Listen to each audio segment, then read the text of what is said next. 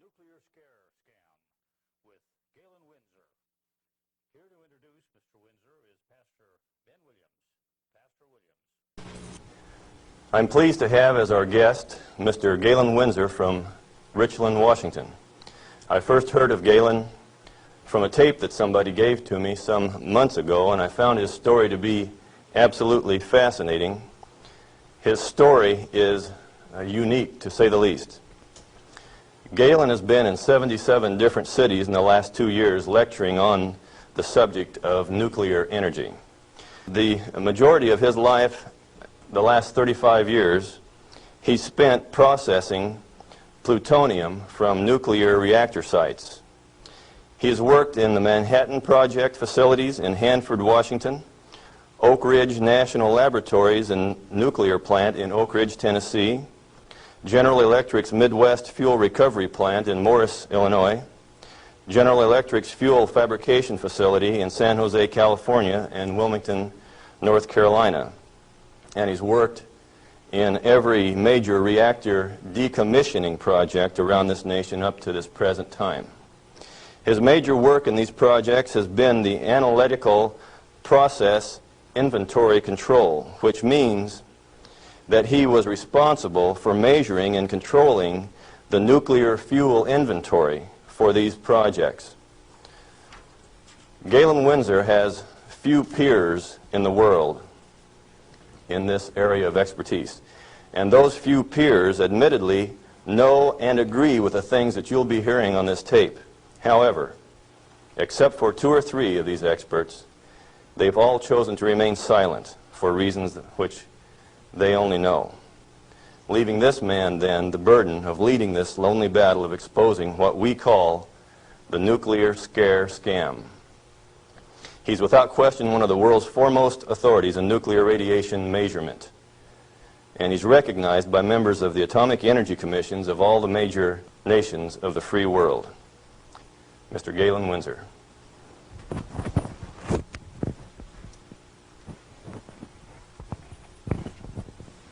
God bless you. Thank you, Ben.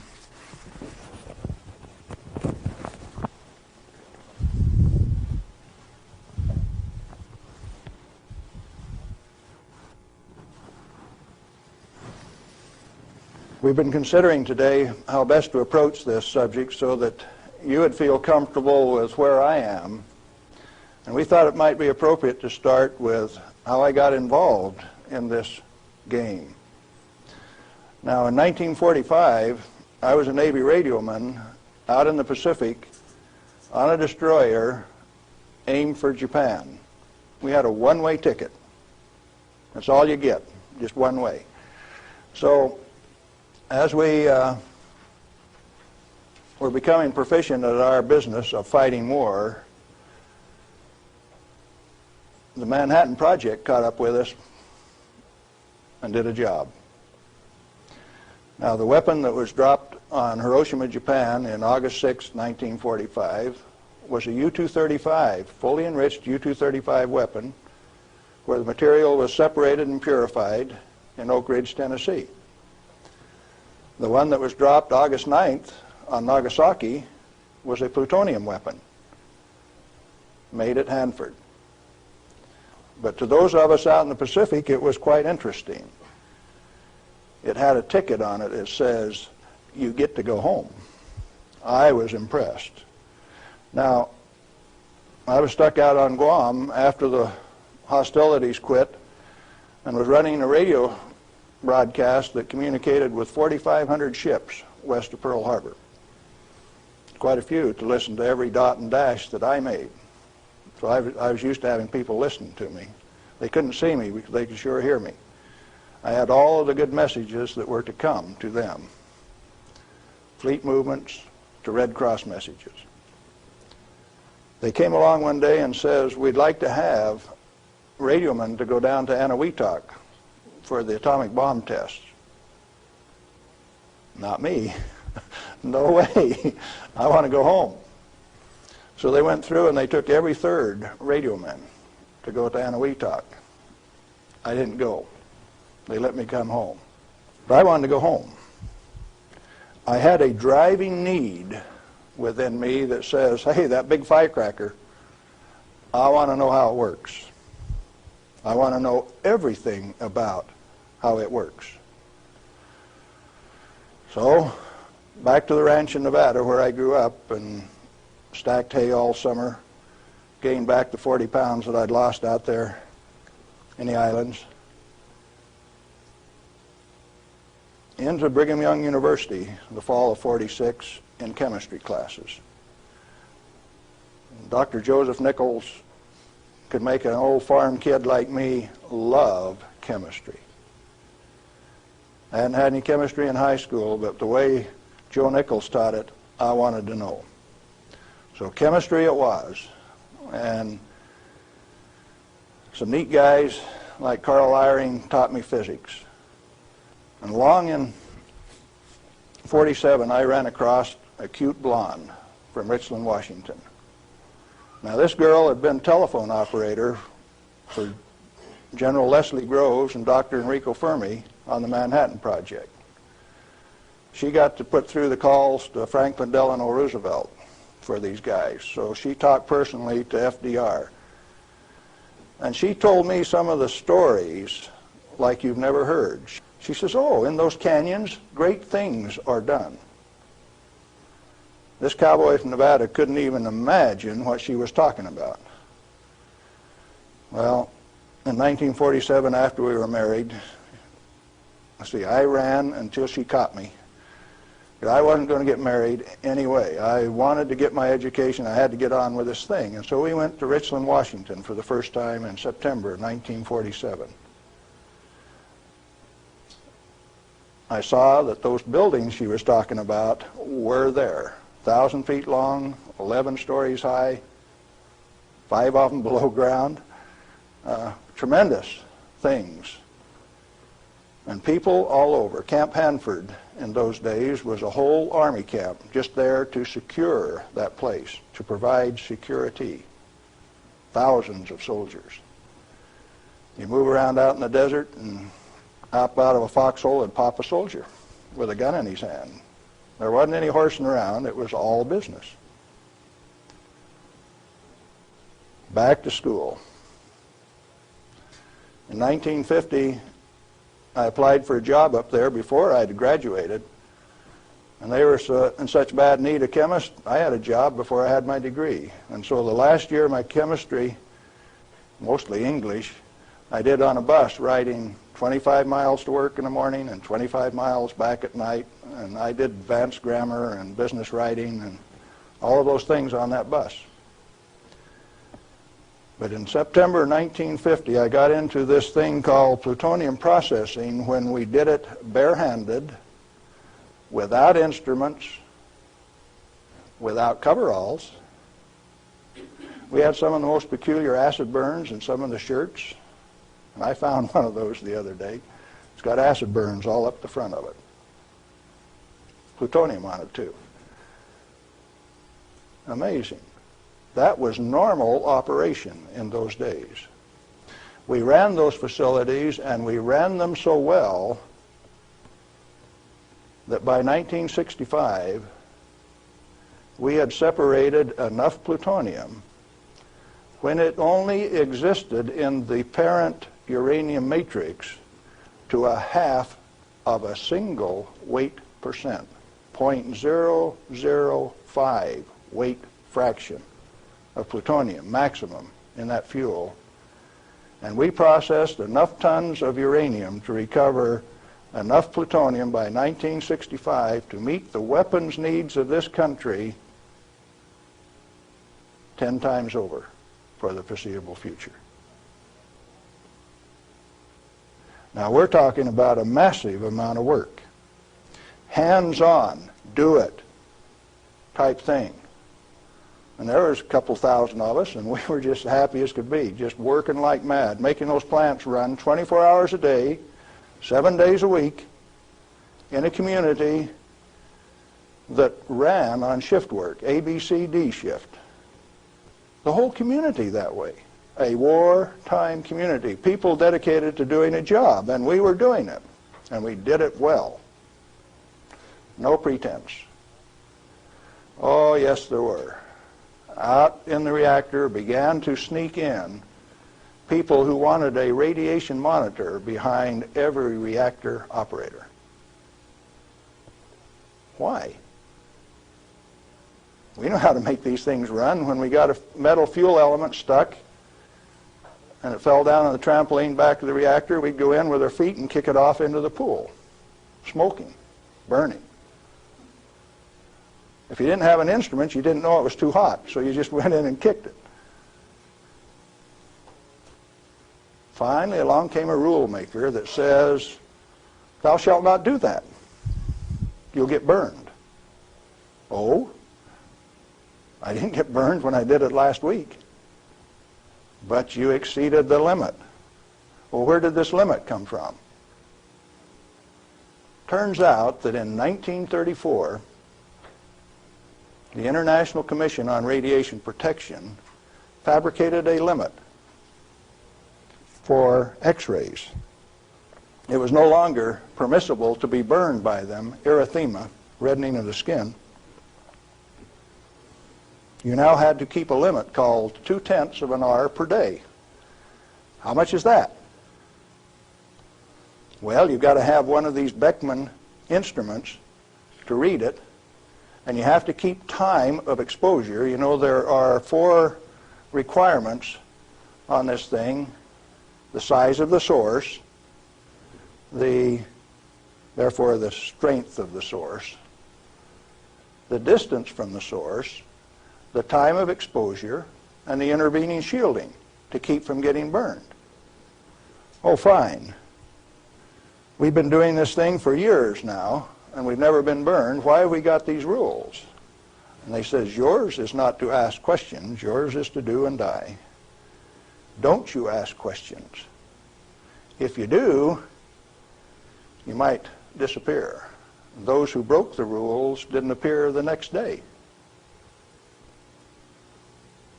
Military rule? Oh, yes. Absolute. What was your appeal? And people you were working with one day, when they weren't there the next day, you didn't go inquire why. You were just grateful you still had your work to do, and you kept right on doing it. Now, this is in the United States of America. Well, in 1960, we found out that the materials that we were working with, the thing that we called high-level waste, that if you waited 3 years, these million-gallon tanks that high-level waste went into boiled off 15,000 gallons of water a day. Fairly hot? Oh, yes. This material, that if it ever broke a line, would seal itself off in the ground within a foot, make its own glass. It wasn't going to go anyplace. We did that a time or two, accidentally, of course. And so we started packaging this cesium-137 in casks and railroad cars like that and shipping it to Oak Ridge, Tennessee. And they'd take it out and make it into a barium titanate and press it into a pellet, and those things were so hot that they actually glowed in the dark from the infrared heat. Now, thermo-ionic conversions came along at this time, so you hooked these little heat sources up to thermionic converters and you took electricity out this side. No moving parts. These things went into the SNAP program. And these early SNAP power generators are what powered the underwater transmitters for our nuclear navy.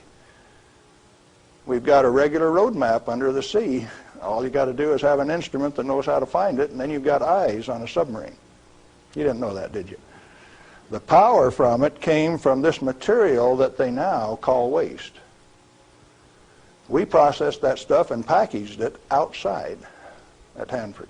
Well, we had rules that said 3R per year is your allowable exposure, that amount of gamma energy that will expose a film pack. But that was for the people that didn't know. We weren't about to follow those rules. We just went ahead and did the job. They send around an investigation slip that says your dosimeter was overexposed 2 weeks ago. What did you do? And they had a cute little form on it that says accidentally exposed to light, and that was the one I always used to check. Because it's the same amount of light. You know, if you get gamma through the film pack, it's the same amount of light as you get when you click the lens on a camera. They wanted to limit us to that. And one day we looked up, and they had. They had limited us to that amount of exposure. Then the fun part of the game begins. You say, who limited us to that? Are they powerful? Yeah, they control the purse strings. They live by the golden rule. Them that's got the gold makes the rules. If you like your work, you keep the rules. If you don't keep the rules, you disappear. Sure enough, some of us disappeared. Some of my friends gone. Where'd they go? I don't know. Well, 2 years ago, I started traveling for American Opinion Speakers Bureau, and one of the documents that they had was Major Jordan's diary. A story of shipping the technology and the materiel that was developed at Hanford in 1944 directly to Russia on U.S. Air Force planes out through Great Falls, Montana, Fairbanks, Alaska, under the auspices of one Harry Hopkins, and with the at least tacit approval of Franklin Delano Roosevelt. Now what are you going to do? That thing that we had been doing and feeling so good about had been shared at no expense with Russia. You go back and you check the record and you find Russia did not develop their own nuclear atomic weapon until 1949, even when we supplied them the material and the knowledge. 4 years after we touched them off at Hiroshima and Nagasaki. We weren't happy with that. We were just happy doing our job. Well, in 1965, General Electric was ready to leave Hanford. I'd worked for General Electric for that 15 years, and they took me out to California, San Jose, and we had in mind to design and build this nuclear fuel reprocessing plant at Morris, Illinois. They told me they were going to build it at San Luis Obispo. That's how they got me away from Hanford. But that was just to get me away from Hanford. I got to design the sampling analytical system for this plant. The sample cell was the hydraulic heart of this place. I got to dictate where they put the columns, how high the columns were in relation to my sample cell. One man standing in front of a lead glass window could sample any liquid stream in that whole plant. It took crews of men at Hanford to do the same thing. I wasn't happy with that, so I built an efficient system. I got to design that. I got to build it. Conceptual design, detailed design, build it, operationally test it. And in 1973, they says, forget it, friends, you don't get to run it. We had 170 tons, metric tons of spent fuel stored in the basin. And the then President of the United States, do you remember who it was? Jerry Ford. Says, friends, no way, you don't get to run it. That's when I started to kick over the traces. Up to that point of time, I thoroughly enjoyed my work. I had no limitations, practical limitations. I had all the money to spend. I was in charge of the design effort. I built it the way that I wanted to because it was technically correct. All I had to do was check with engineers and make sure that it was right. And all of a sudden I was told, you must reduce your limits of exposure by a factor of 10. I says, I won't do it. First thing you know, you got the word that says, oh, yes, you will. And I says, no way. Well, that's when the rebel, Galen Winsor, started to show up. And when I found out that by management conference I couldn't get to these guys, I figured out another way. Now, in this plant is a beautiful pool. It's got, and a place to store spent fuel bundles till it won't stop. 660,000 gallons of water, demineralized, just as clear and pretty as it can be. Heated to 100 degrees Fahrenheit when the outside temperatures are a minus 20, wind chill factors down to a minus 60, and I found out that I could swim in that rascal. You turn off the lights at night and it had a light blue Cherenkov effect. And this kid from Nevada that never could pass up a warm swimming hole used to go swimming in that pool. There wasn't anybody that had the nerve to swim with me, but since I was manager of safety and analytical services at this plant, it was mine to use. Oh boy. I found out that I could do that. I showed some financial types one time that I could stir that pool with my bare hand and check out through the same radiation monitors they did without triggering it. GE didn't like it. I got a letter from them that says, "Thou shalt not tell financial types that you can swim in the pool, that you can stir it with your hand, because if they find that out, they will steal the inventory. They will know that the inventory can be stolen." Oh, is that a valuable inventory? The same material that's labeled high-level waste by our current government, our current Congress. Now, plutonium is an interesting chemical element. It is created in a nuclear reactor. The Manhattan Project built 8 of these reactors at Hanford. The first one took 12 months from sagebrush to nuclear steam to build, and it had never been done in that size before. How could they do that? Why did they do it? To create this element called plutonium. Plutonium has been assessed as being the most hazardous material on Earth. Now, from the standpoint that you can make an atomic weapon out of it, yes, it is quite hazardous, because a piece of it that big, 2.5 kilograms, that's only 5 pounds, is the force that delivered 20,000 tons of TNT equivalent over Nagasaki. Indeed, it is hazardous. The one over Hiroshima that had fully enriched U-235 in it was 5 times as big. So plutonium is more dangerous than U-235, is it not? By a factor of 5. It takes 5 times as much U-235 as it does plutonium. Therefore, it is the most hazardous thing. Enter the great pretenders.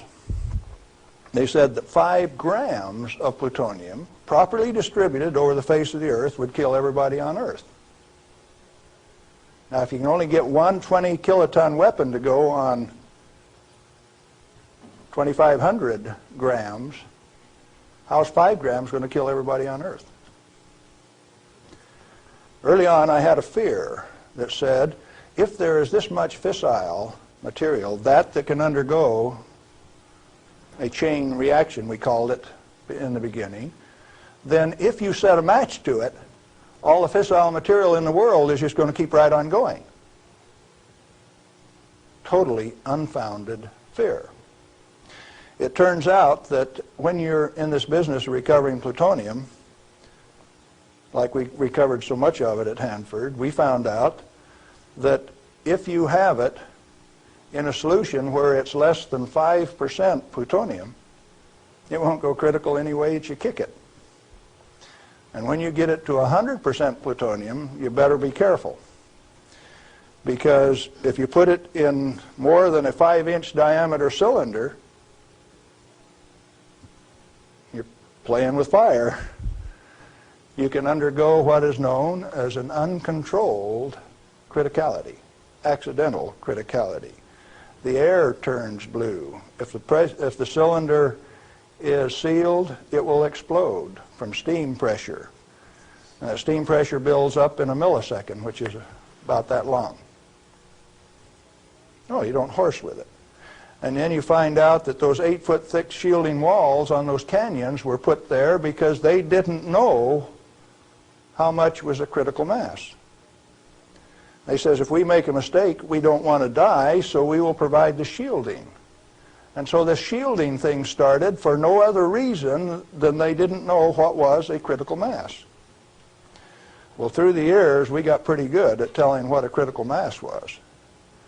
And I have worked in a plant where I had half a critical mass in this hand, barehanded, dressed in street clothes, half in this hand, wearing a lab coat, and I'd put this half in a pocket on this side and this half in a pocket on this side and walk down the hall. If those two ever got together, there would be a blue flash.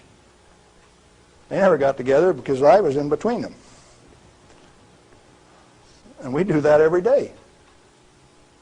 And each half had to meet definite dimension characteristics. And so we'd take them down and pass them one half at a time, and they'd measure it and say, yeah, that one will pass. And then we'd pass them the other half, and that one will pass too. But they were carefully put in separate bird cages so they couldn't get together accidentally. Well, those of us who worked with it enjoyed it. We knew what we were doing. We worked at it.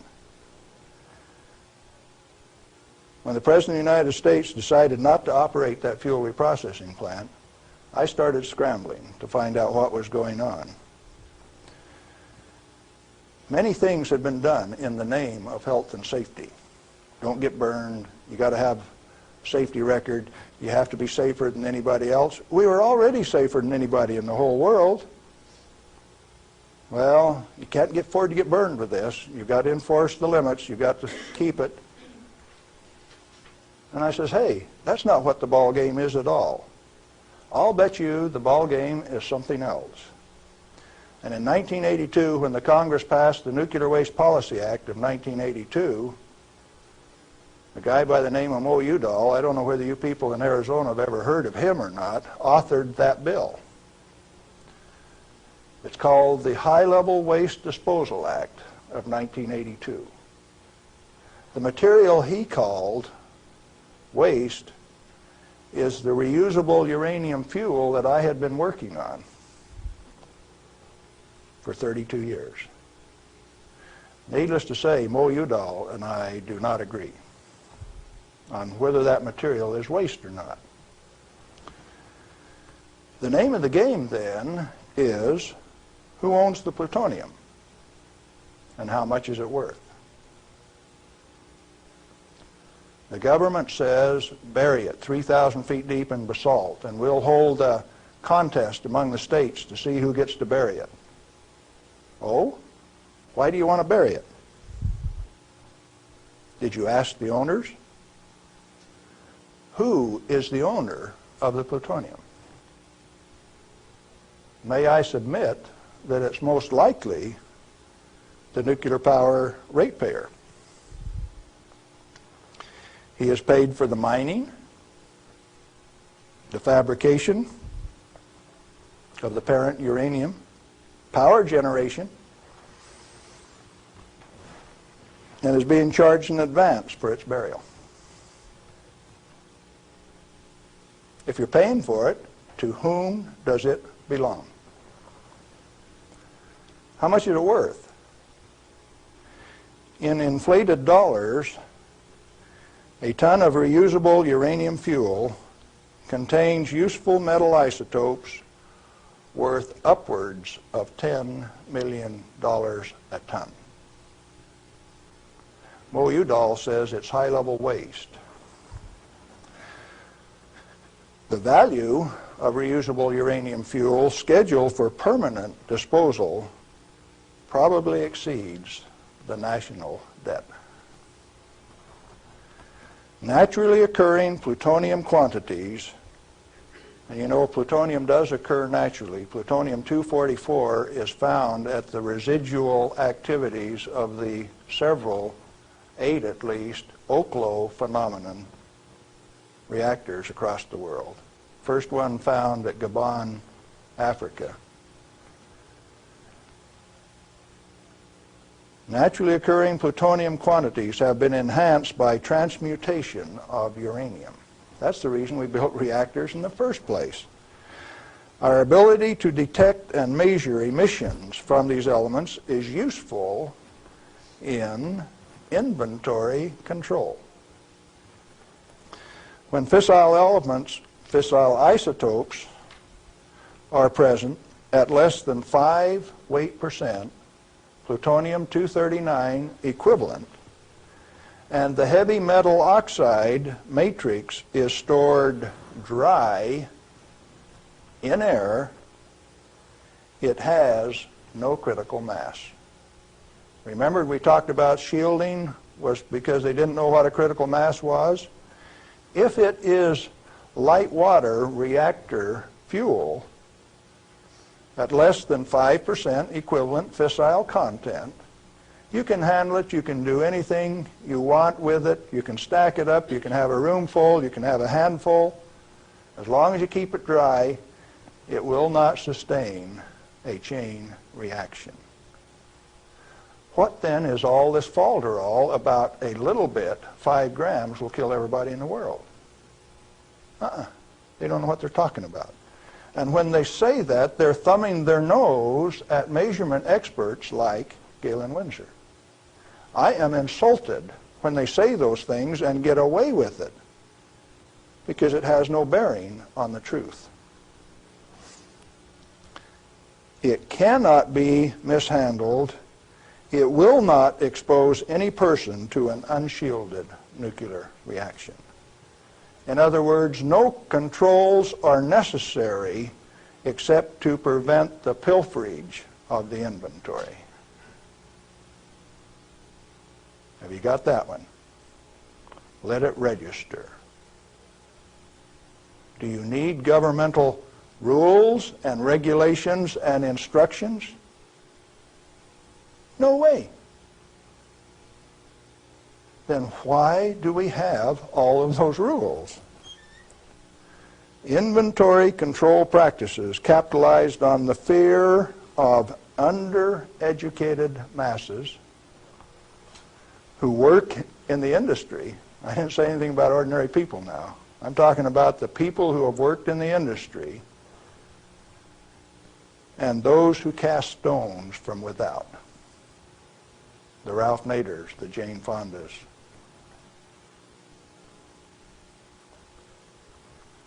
Now, it doesn't take you much thinking to find out that maybe the industry is the source of the problem. The industry is the one that made up the committees that made the rules that the Congress enforced. You ever thought of it that way? The strangest kind of feather bedding that's ever been dreamed up, it makes the railroad engineers look like pikers. The only amounts of fissile process materials that are of health concern to the handlers are those that can accidentally cause an unshielded nuclear chain reaction, or that will cause erythema from the shortest wavelength, highest frequency, and therefore the most easily shielded ultraviolet light emissions of the electromagnetic spectrum. Big words. Let's see what they mean. The emissions from uranium, plutonium, cesium, all of those things are only important if you assemble an amount that if you get this amount and this amount together, it can go critical. You can get a blue flash and therefore get burned. And that's happened 34 times in the business, and 8 men have died as a result of that. Accidental criticality. Documented in Los Alamos document 3611, if you want to check the source. Or if you've got enough of it together that it's giving off ultraviolet light of this particular wavelength and frequency without any intervening shielding, enough to burn you, sunburn you, erythema, reddening of the skin. If it's less than that, if the effect is less than that, then what is the problem? excessive government regulation. That's what's the problem. Tritium, heavy water. Deuterium is hydrogen 2. Tritium is hydrogen 3. If you let an inventory get away from you, what's going to happen to it out in the biosphere? Nothing other than it will become diluted and join the naturally occurring inventory of tritium, because tritium is created in the upper atmosphere by sunlight. We have a natural inventory of tritium. Then the only thing that happens when you release tritium, which is the trigger mechanism for bombs, it's the source of the push that makes it go, is that you lost a valuable inventory. Then what of these people that are pretending that a little bit of tritium is going to do you in? It is not so. What are those 2 points? Only if it is an economically recoverable concentration, or if it has a natural reconcentration mechanism. You know, there isn't any one of the radioisotopes out there that has a meaningful level of reconcentration in any of the species, not even the oysters in the bays in Maryland, below Calvert Cliffs. Why then are we still playing this game that any amount of this material is of hazard? Reusable uranium fuel, which has been isotopically enhanced in power-producing reactors, is a valuable national resource, not a high-level waste. The utility operators recognize the future worth of this commodity.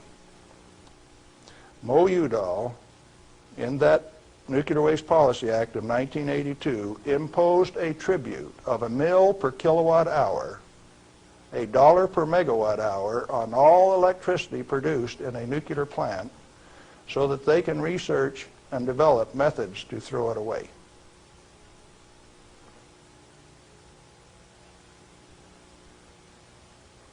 Why do the utilities willingly pay this amount to the Secretary of Energy? To limit their liability exposure. Who pays that amount anyway? The consumer of nuclear-generated power. You have no choice, and therefore I call it a tribute. At the same time, they have provided their own storage basins at these reactors at ratepayers' expense to retain ownership control of the plutonium resource.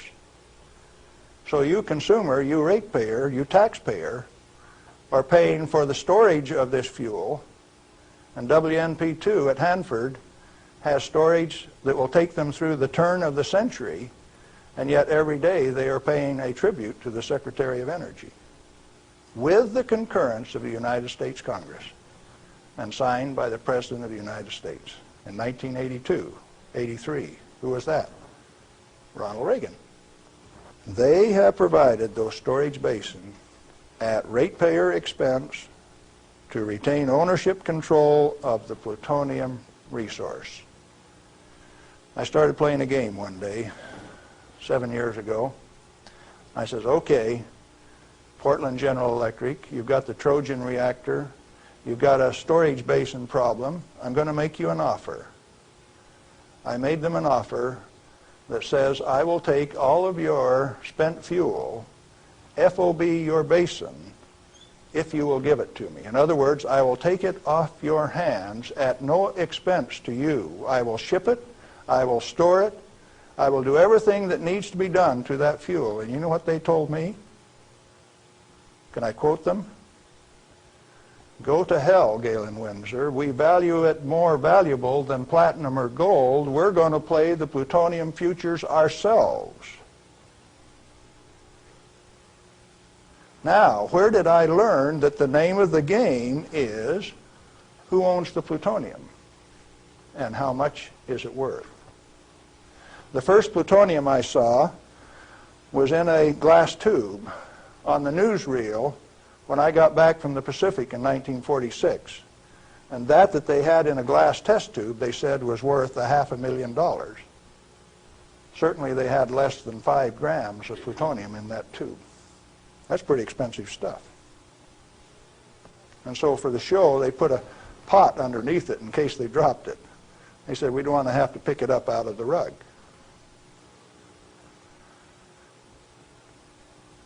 When it was decided for us not to operate this plant, plutonium was guaranteed on buyback by the federal government at $43 a gram. That's quite a price drop, don't you think? When that price guarantee went away in October of 1971, the price of plutonium became $10 a gram.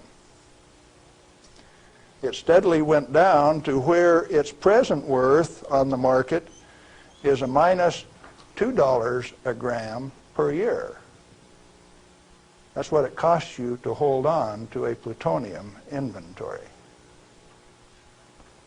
on a material that has been declared worthless by the utility owners and rubber stamped by the Congress of the United States, and they're spending billions of dollars digging holes in ordinary rock so that they can throw it away, dispose of it. Okay, what are you going to do with it? Reusable uranium fuel may be properly stored in air-cooled, dry storage in a cost-effective manner. Nuchem in Germany offers this immediate and long-term option as a necessary and safe step prior to reprocessing. They're doing it in Europe. At least 4 regionally located facilities are available in the United States where this concept can be used right now.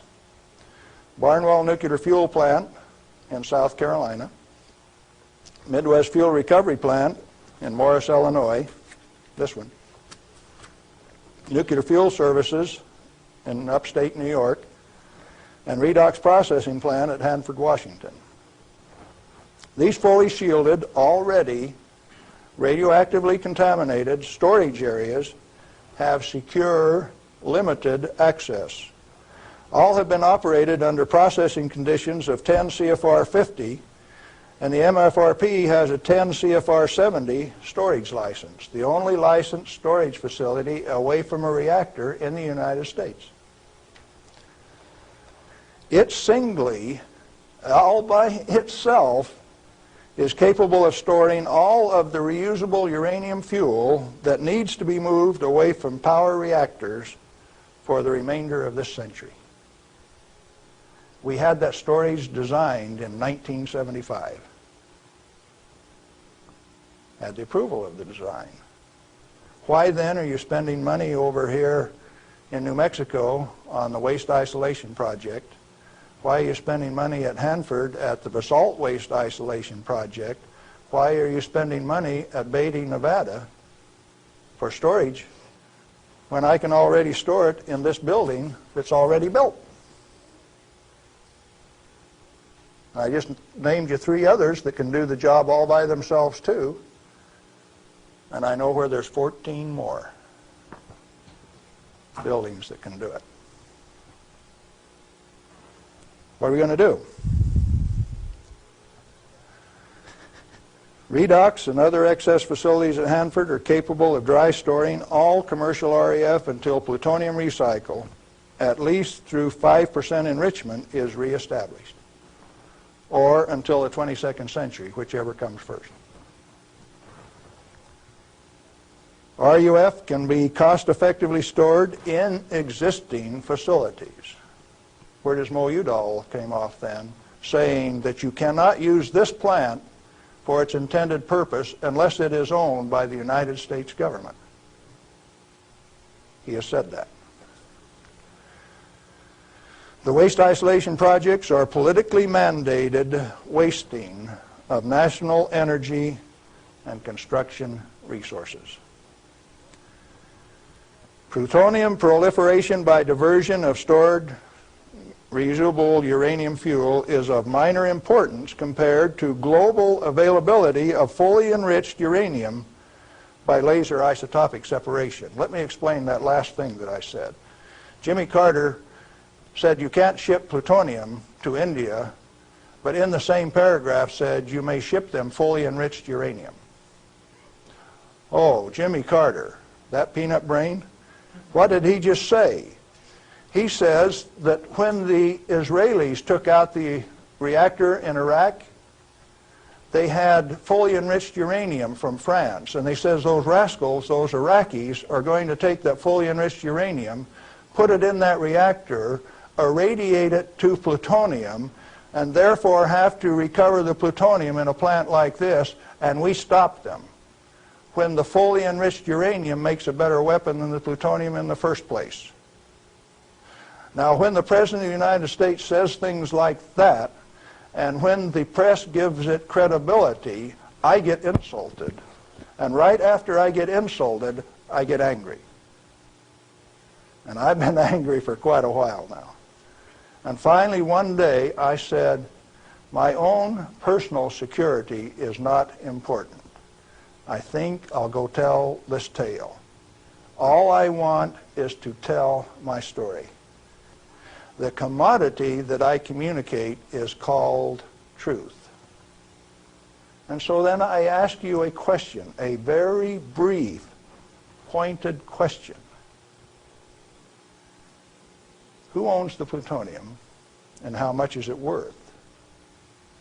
And then I'm going to attach on to that a question I want you to think about till we talk again.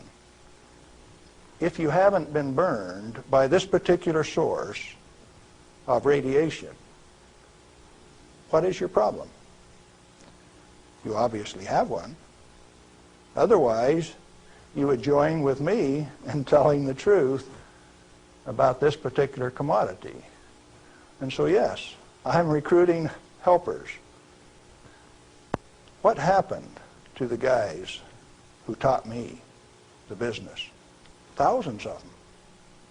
The hands-on business. Where are they? They're still there. Why don't they talk? Who are the they that say this is the way the business is going to be run, whether it makes sense or not? Brings you the nuclear scare scam with Galen Winsor. We're back with Galen Winsor, and we're talking about the nuclear scare scam.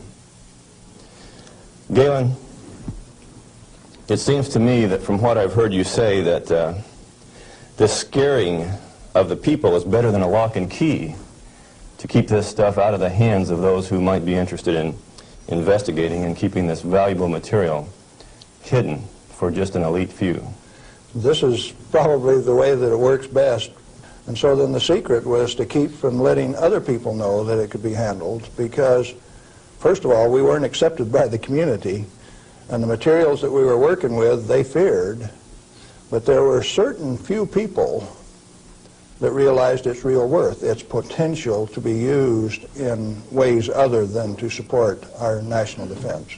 Let me ask you a question, Galen. Are you worried about do you have reason to be worried about your personal safety? Because the kind of people that you're describing here are powerful people. I wonder if you're still around. I wonder how much longer we can expect you to be in this game. Well, on the 13th of December last year, the NRC, Nuclear Regulatory Commission, Region 5, turned out a federal SWAT team to get me on a federal warrant issued by Bob Thomas out of Walnut Creek, California. It was kind of funny in a way. They turned out this federal SWAT team at Hanford, and they had my picture, and alongside it says, "This is an irrational individual. He poses a threat to our security. Take him at any cost." Now, the reason that I'm still here only has one logical conclusion. I have lots of help. Well, you've told us about how that you and others of your friends and colleagues have handled many times this so-called deadly nuclear energy material that the whole world is so scared of. Why weren't you afraid of it? Because we did silly things like recover some of the undissolved fuel elements out of the redox dissolver that burned a hole in it. And we went in and sampled these things by a remote process. We got it out into our hands and found out that we could walk around the lab with them barehanded and they wouldn't hurt us. And we were standing there in the lab tossing them back and forth. Uranium metal that wouldn't dissolve in the boiling nitric acid. Well, if you find out that you can play with it and it was only 90 days since that thing came out of the reactor and it doesn't burn you, why should you be afraid of it? So in other words, you're telling me that you learned to not be afraid of it because of practical use and application and hands-on experience. Hands-on. We might even been playing games. Okay, you say that you swam in this water that was straight from spent fuel used to cool that fuel, and Yes. you swam in it. Yep. You told me earlier that you went a little bit beyond that. Would you share a little bit of that story? Well, swimming in it didn't have the desired effect. So I decided I had to be more direct with these people that were giving me trouble. They were kind of hard to teach, so I went to drinking a glass of it a day. I had the bottle of it. Last time I went swimming, why I filled this 2-liter bottle with water and washed it off on the outside in the shower when I washed me off on the outside so that we didn't tattletale. You know, radioactive material is just a trace or a tattletale. So you got to get it off so they won't know that you've been swimming in the pool and drinking the water.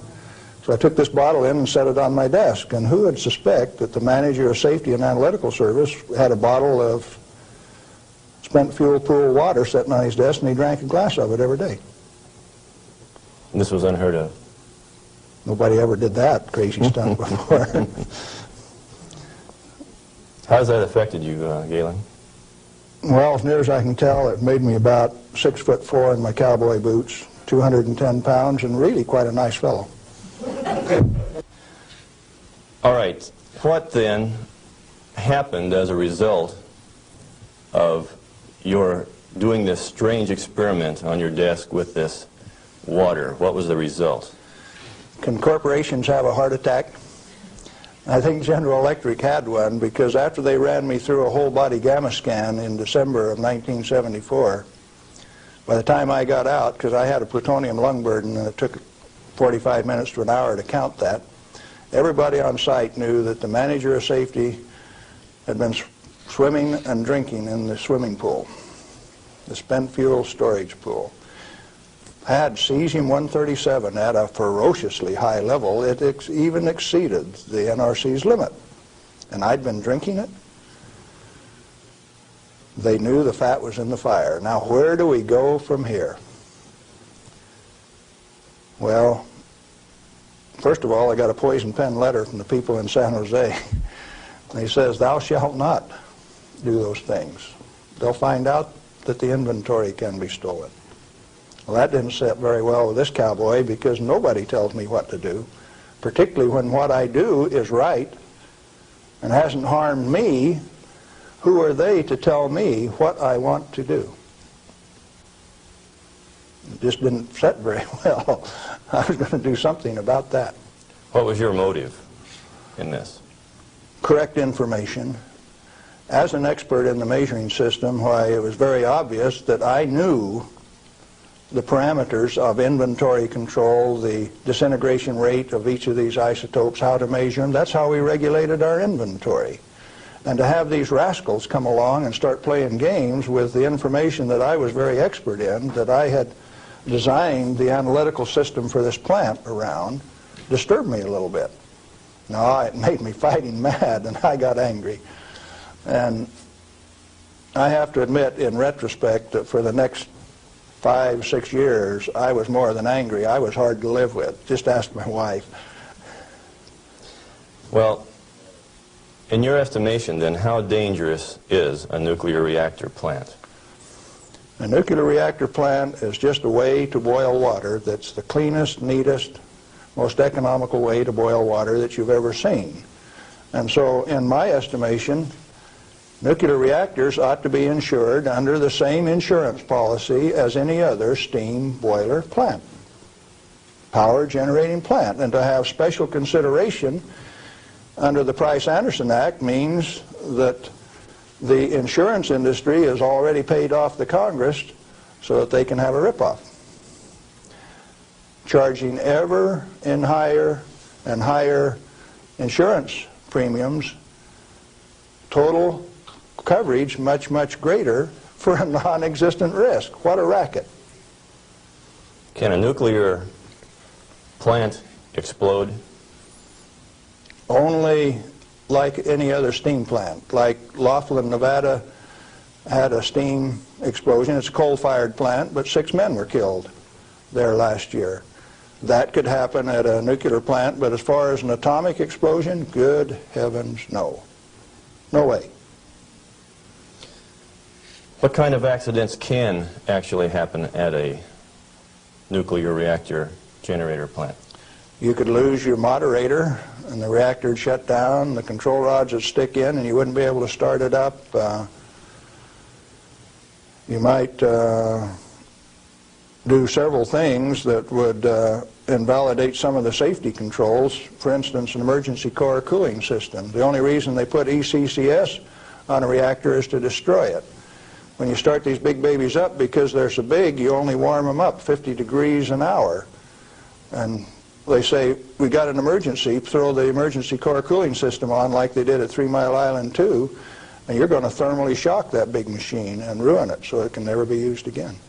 Let's talk about 3 Mile Island. What really happened there? We've heard all kinds of stories about meltdown, and they made movies on it that this meltdown could melt right through the earth, clear through to China, and we've seen a lot of scare stories. What really happened at 3 Mile Island? Do you know what really happened there? Yes, I do. I followed that one very closely.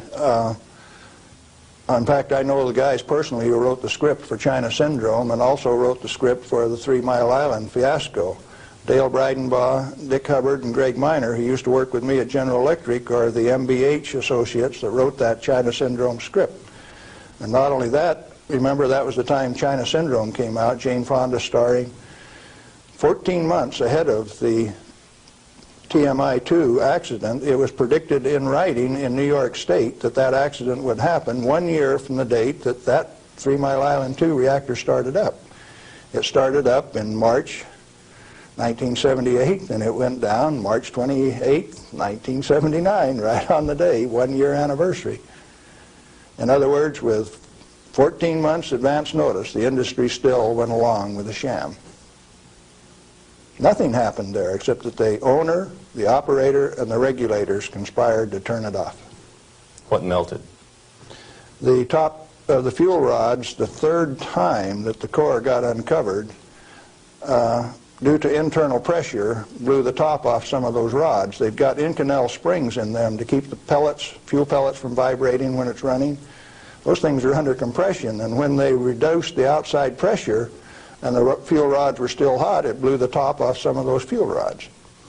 The fuel rods in TMI-2 are internally pressurized to about 1200 psi with helium gas so that they don't reverse dent when they're hot and running for 5 years.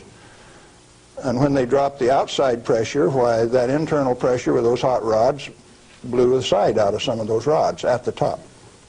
But melting, the fuel is already an oxide ceramic. It is a pellet. It's been pressed into a ceramic.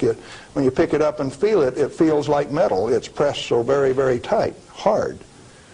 And so, no, the fuel didn't melt. The China Syndrome is a scriptwriter's fantasy. Right here, I ought to tell a story, I guess. See, I spent 3 weeks on the island in March of 1981, the 2-year anniversary of this particular, quote, accident. And Tom Hall, who stood alongside Enrico Fermi when they pulled the control rods on 100B in October 1944 at Hanford, and I were delegated to go to the island and find out what happened, and so we did.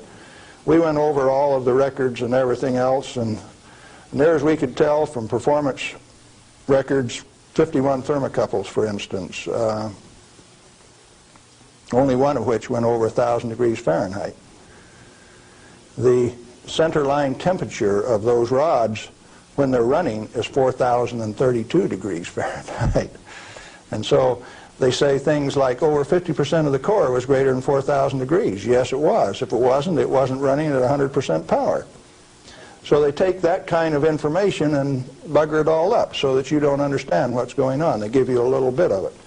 Well, the worst joke that people could dream up, and they says, do you know what the NRC's worst nightmare is?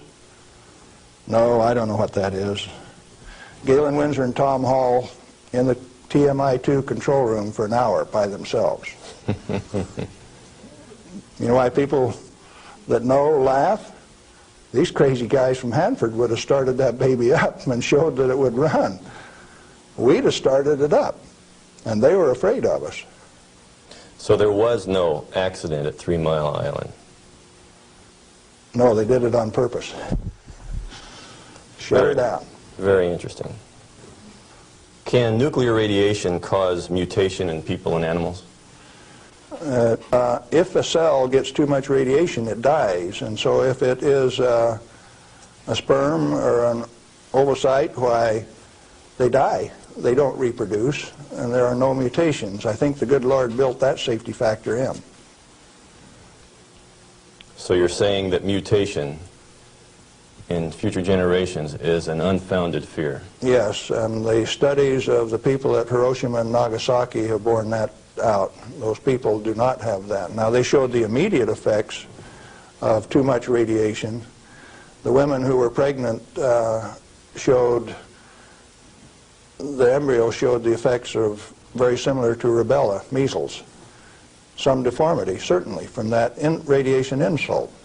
But that's not the kind of mutation that's going to go on to the next generation. Galen, what and where are these burial sites, and what's in them for this so-called nuclear waste?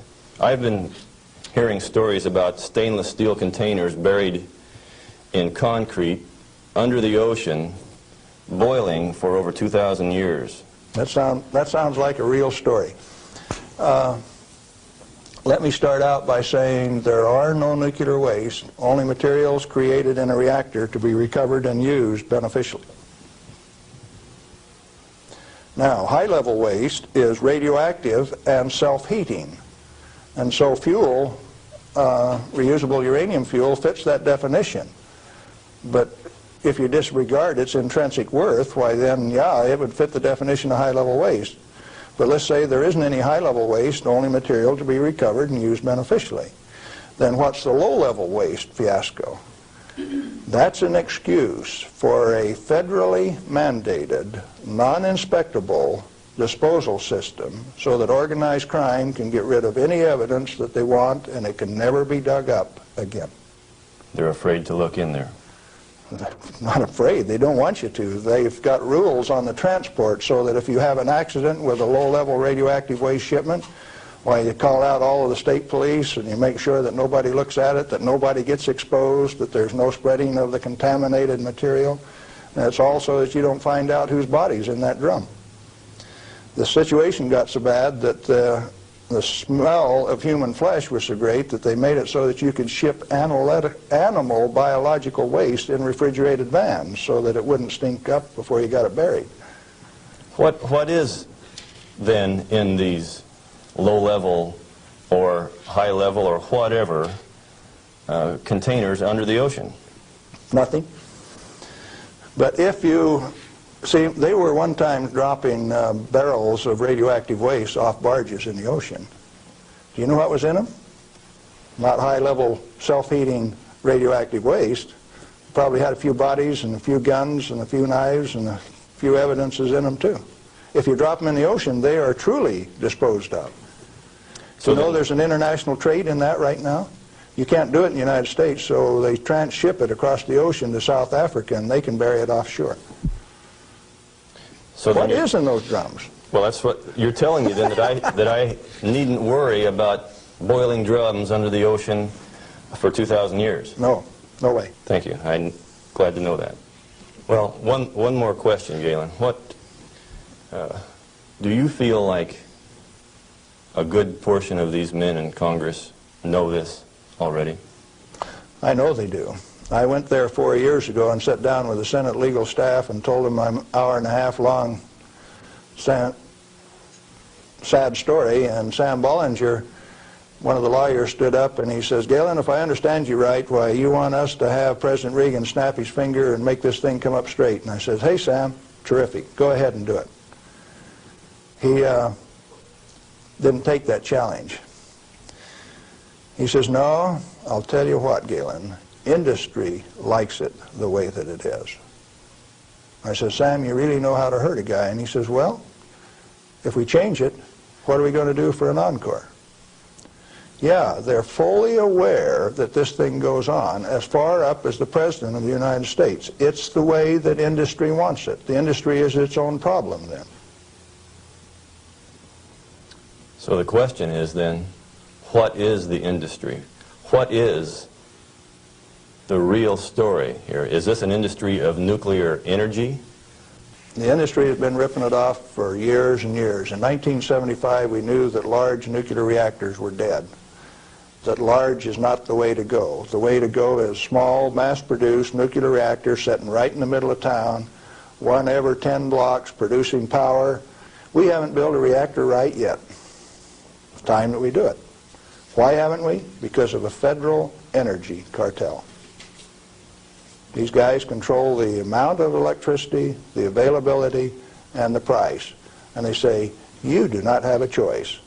I have a choice. I'm going to take one of those decommissioned nuclear subs up in Puget Sound, refuel it, and generate my own electricity. Save the government $5 million because that's what they want to throw them away. I will use it for my own power plant. Quinn Millian up in Omak, Washington, and I are moving on that, and if one of these days I hook one of them up to Pier 91 in Seattle, don't be surprised. Well, good luck.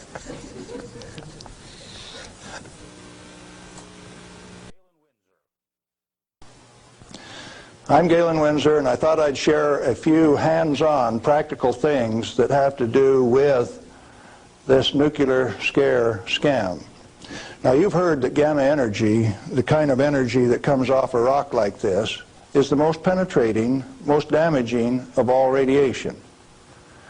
And not only that, here is uranium, the parent of radon, and they say if you can measure, detect radon in a home, then it's bad.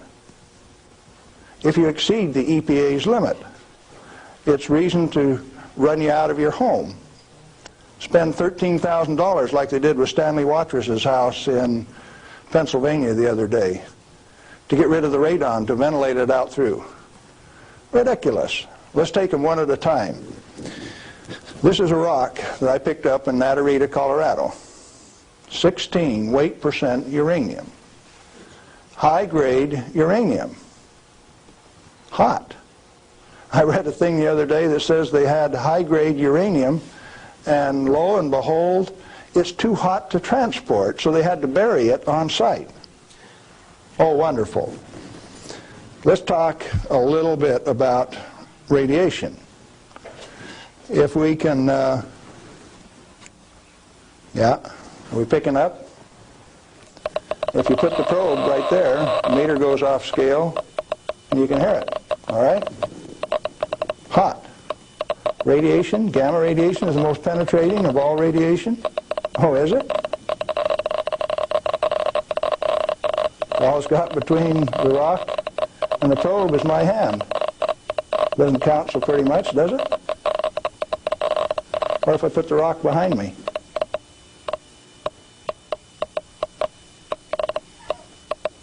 You don't suppose they've been lying to you, do you? I suspect they have. Well, let's do a little bit more.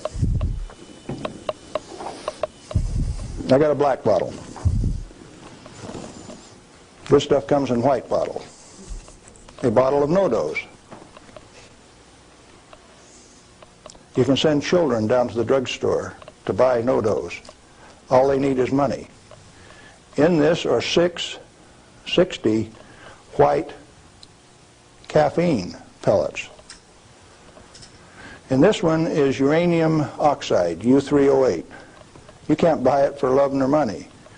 the state of Washington sent 2 of their Gestapo agents over to my home to confiscate my uranium samples on the 17th of December last year.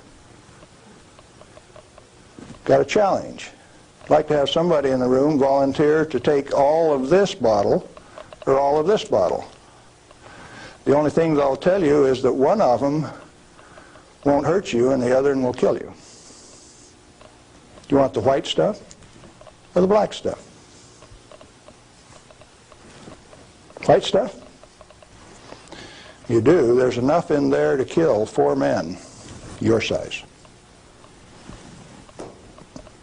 The government says we got to ban this material. It's radioactive. Let's check it in the bottom of the bottle.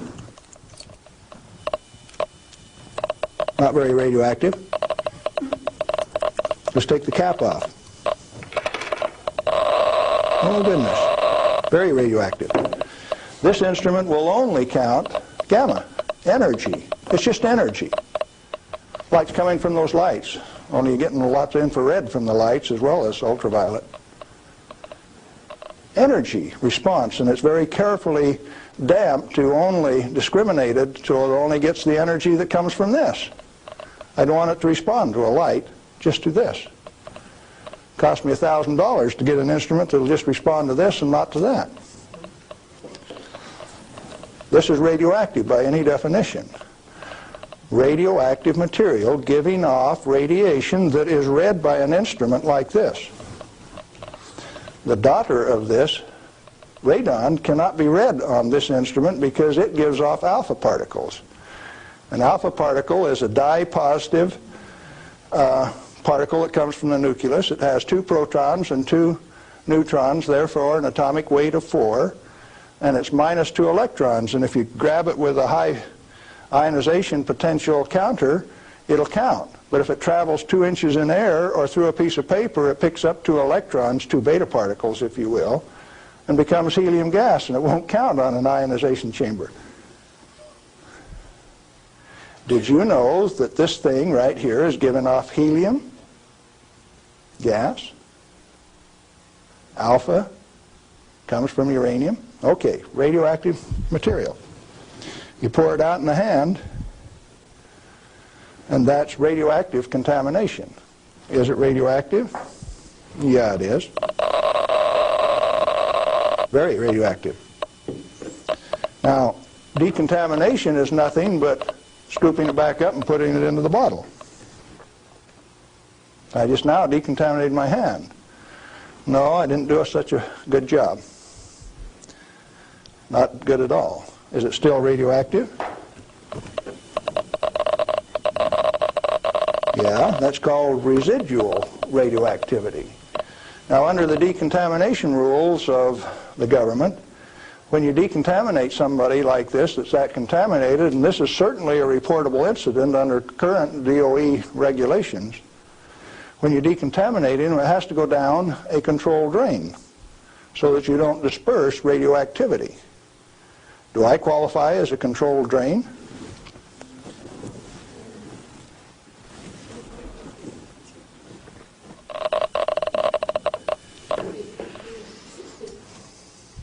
That material that I just ate is not soluble in body fluids. Like it's been this. It was fired at 940 degrees C, where it becomes U3O8. Known in the industry as HCl insoluble. In other words, it will not dissolve in concentrated hydrochloric acid, hot. Your stomach has 10th normal hydrochloric acid in it, so it won't even dissolve. The stuff is so fine that it has no texture to it. Doesn't even feel rough. So it's tasteless, odorless, has no texture. How's it supposed to hurt me? Because I've been eating this on lecture tour for 2 years, the state of Washington felt it necessary to confiscate my uranium samples so that I would be safe. Dr. Fulton from the Hanford Environmental Health Foundation called up and he says, "Hey, I heard one of your guys OD'd on uranium today, Galen." And we talked for a little while and he says, "Oh, that was you." And I says, "Listen, I can eat all that stuff I want. He says, it'll ruin your kidneys. How are your kidneys? They're fine. Well, you should have been chelated within 4 hours. And I mean, you guys are going to follow me around the country and give me chelating agents every 4 hours after I eat it on lecture tour? He says, we'll give you any medical assistance that you need, Galen. We don't want anything to happen to you. I said, did that include turning out the federal SWAT team 4 days ago to get me?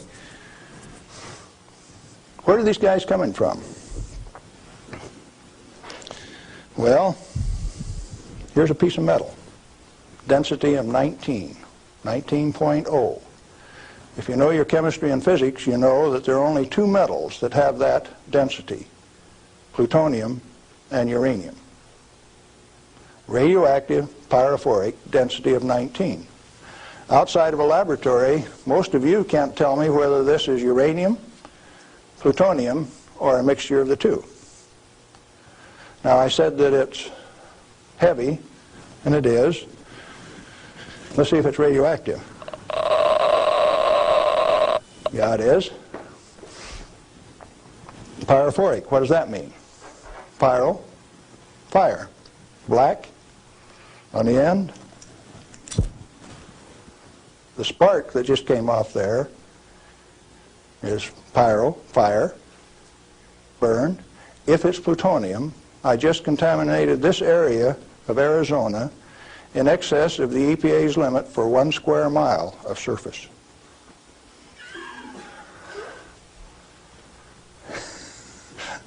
Somebody laughed. It's serious. The end of progress altogether says that I just contaminated you in excess of the limit for 1 square mile. It's now silver on the end. Tomorrow it'll be black because it self-oxidizes, this black color like this, all by itself. Plutonium does that and uranium does that. Is it hazardous? Yeah, it is, because they take depleted uranium metal and make it into 50 caliber bullets, fire them from shoulder-held weapons. In 1976, they obsoleted tank warfare with these things because it only takes one dog face with one weapon to knock out a 65-ton tank. It'll go through 3 inches of armor plate, and when it comes out the other side, it's that white hot spark that we just made. And the 5 men in that tank are dead because it'll burn all of the oxygen out of the air and burn their flesh. 1976, they obsoleted tank warfare, and you never even knew that. They make 10,000 of those bullets every day in the United States. We got enough in the arsenal to sink all of Russia's tanks, and our boys in the Defense Department don't even talk about it. Yeah, it's hazardous to your health. Reminds me, lead is hazardous to your health too, isn't it? Particularly if it's in a 45 slug like this and it hits you right here going about 2,600 feet per second. It's not the material, it's the impact from the velocity. Let's be very specific in the words that we use. This particular chunk of lead came out of a human body. My son, who's a deputy sheriff, thought maybe I could use it on tour. That's called dying of lead poisoning. Anything less is a figment of the imagination because it's not soluble in body fluid either.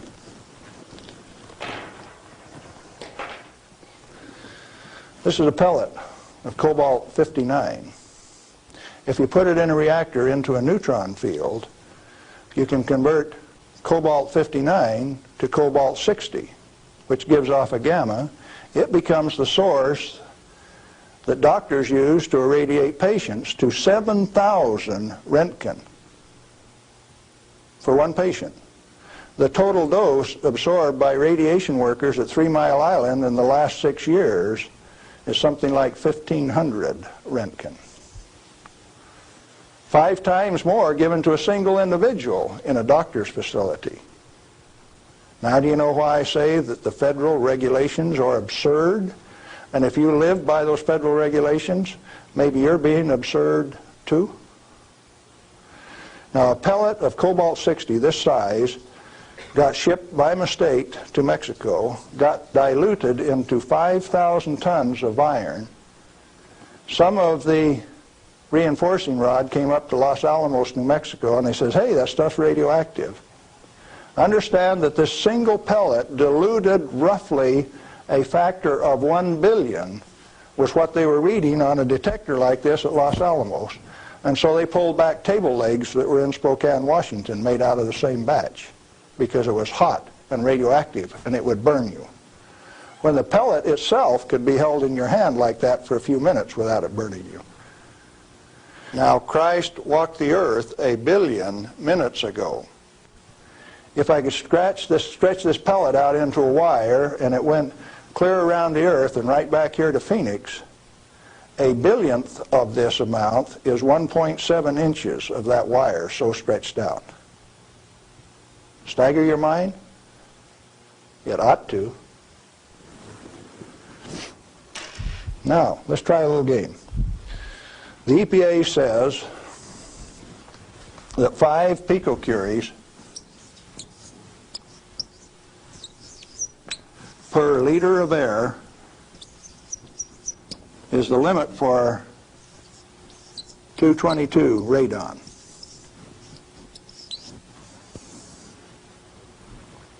And they handle that like it's a real number. Madame Curie says that 1 gram of radium equals 1 curie equals 2.22 times 10 to the 12th disintegrations per minute, and that's the basic definition of radioactivity. How many disintegrations is this? Should we find out?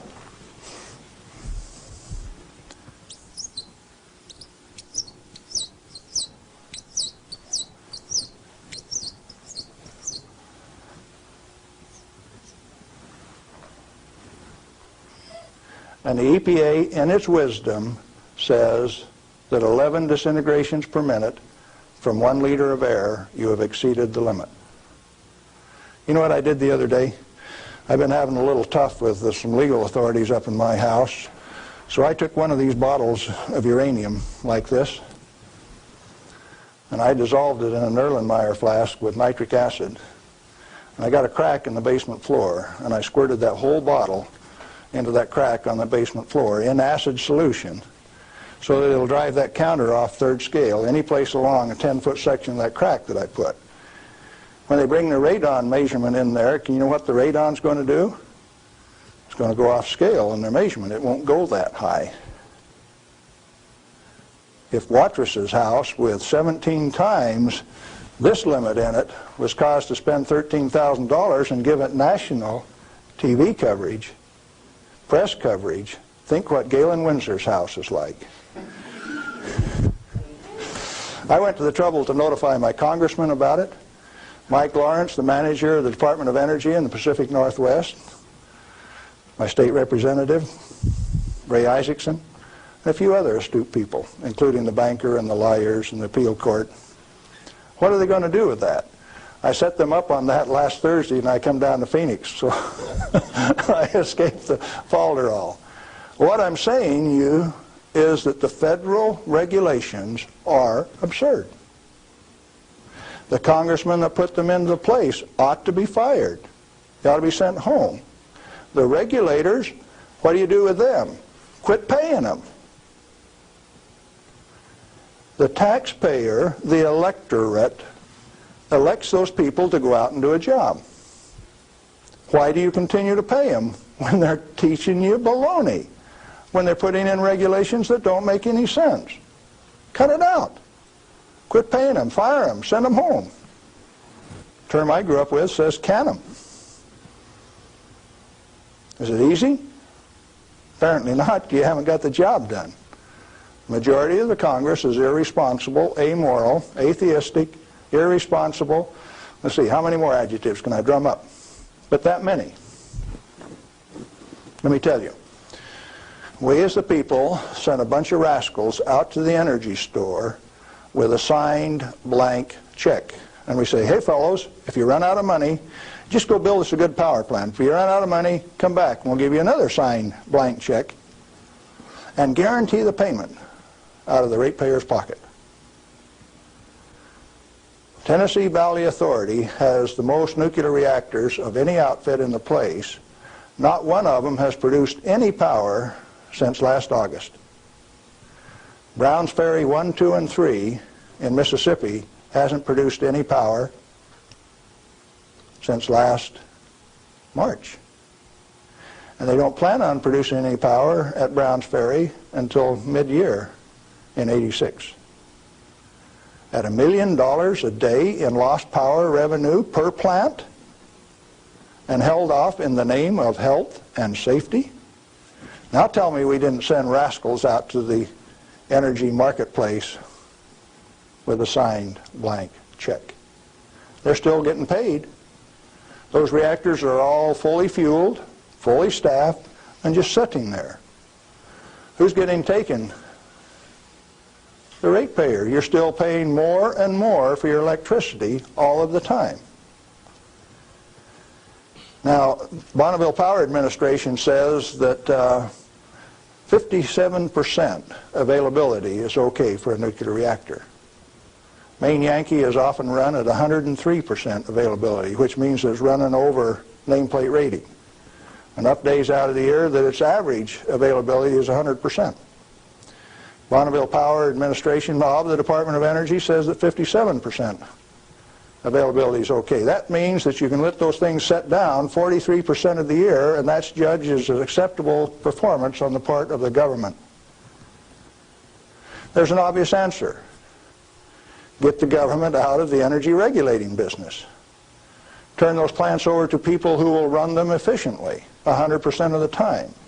When we put in zero-release containment, we started playing games. About the time that we proved that a nuclear reactor has no measurable impact upon the environment, that's when they bottled them up, put catalytic recombiners on them.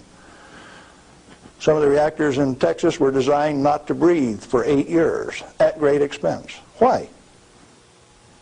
When you bottle up a reactor like TMI-2 does, then you get radiolytic hydrogen, and indeed they had a radiolytic hydrogen burn at TMI-2. And they moan and they groan about that, and all they had to do was open up the windows and let the breezes blow through. You don't need containment on them. I'm going up to Colorado this weekend to meet with the Uranium Producers Association. And they're upset because the government is dumping uranium on the market and raising the price of the commodity that they get their bread and butter from.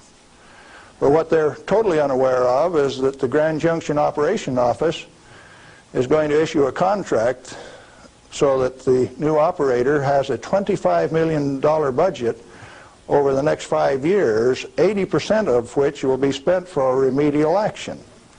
Where you take this material, dig it up, if you find it counts on a Geiger counter, you can have them come in and change out the whole front yard of your house, give you a new front yard, new foundation under your house at government expense.